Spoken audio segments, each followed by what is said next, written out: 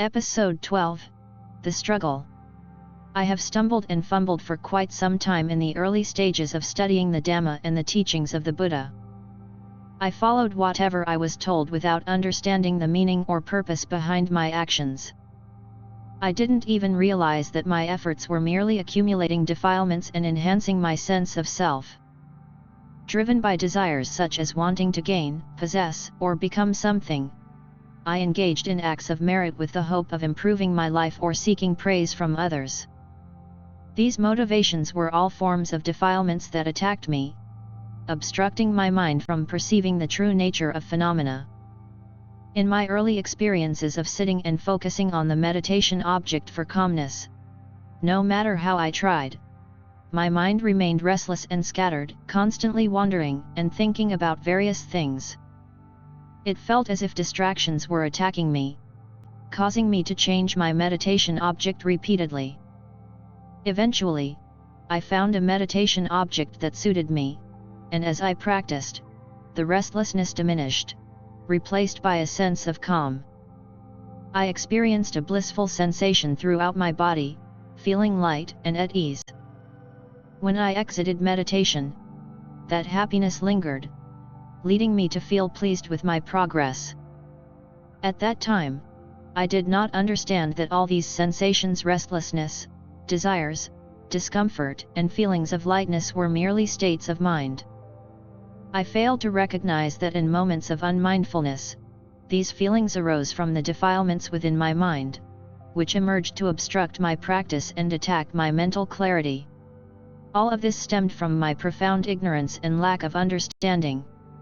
In addition to my struggles with distractions, I have often been attacked by drowsiness, especially whenever I begin to chant. This drowsiness manifested physically, with yawning so intense that tears would stream down my face. I would convince myself that my body needed rest, procrastinating and thinking, "I'll take a break today and start fresh tomorrow." This lack of effort persisted for quite some time until I began to realize that I wasn't genuinely drowsy. Rather, my mind was tricking itself into believing that my body needed rest, leading to those yawning fits. Once I recognized this, I decided to resist the drowsiness by continuing to chant, walking mindfully, and sitting in meditation with increased diligence. The yawning eventually subsided. Previously, I was plagued with numerous doubts regarding various aspects of the Dhamma, wondering about the practice and questioning everything.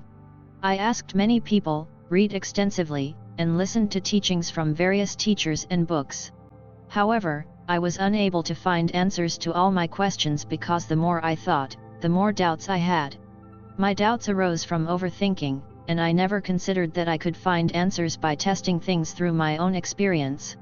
Upon reflection, I realized that all my knowledge of the Dhamma was merely memorized information, knowledge acquired through listening, reading, and asking questions.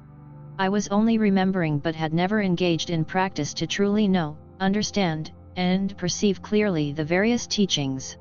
So, I stopped overthinking and questioning, instead focusing on cultivating a correct understanding first. As my mind began to grasp the principles of cause and effect, I established a new foundation of understanding, getting to know concepts like mindfulness, concentration, and wisdom. I started to learn these concepts from direct experience rather than through memorization or hearsay.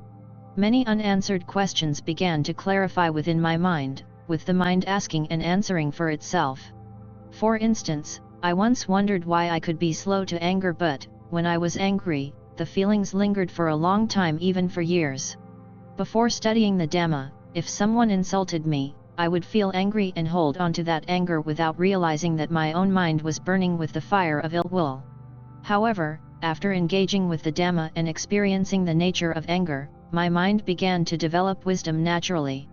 I gained a better understanding of how the mind works, the concepts of karma and its consequences, the nature of wholesome and unwholesome states, and the idea of non-self.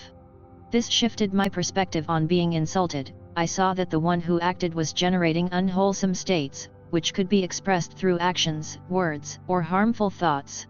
The person acting unwholesomely would feel their own suffering, while the one on the receiving end could maintain awareness of their emotions.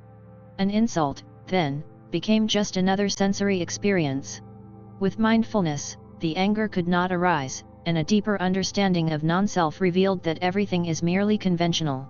The conflict in the world arises from a lack of mindfulness, failing to recognize internal defilements, and clinging to things as self. This ignorance obscures the truth and leads to reciprocal aggression, creating more unwholesome deeds.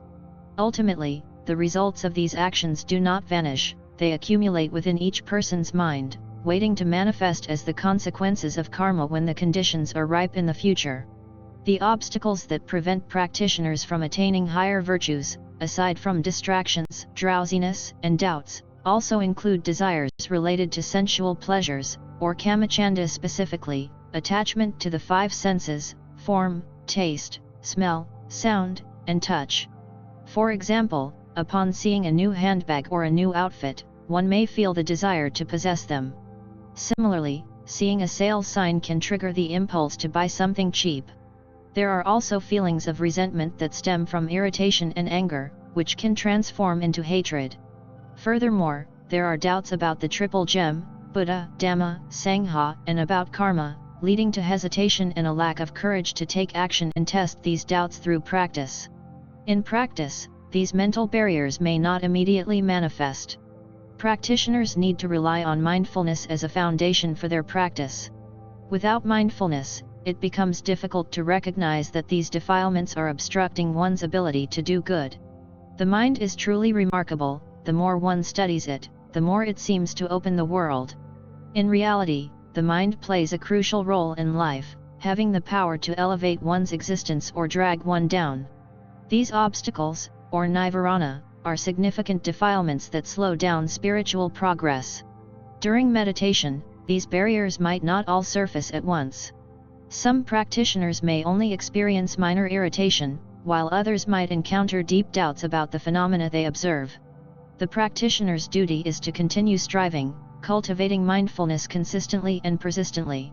There is no need to seek out or desire to know. When the mind gains strength, it will naturally recognize these defilements.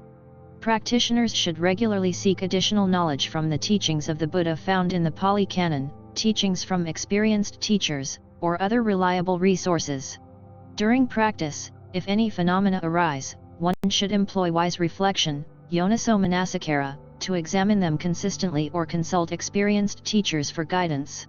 This will help clarify the progress in one's mental training.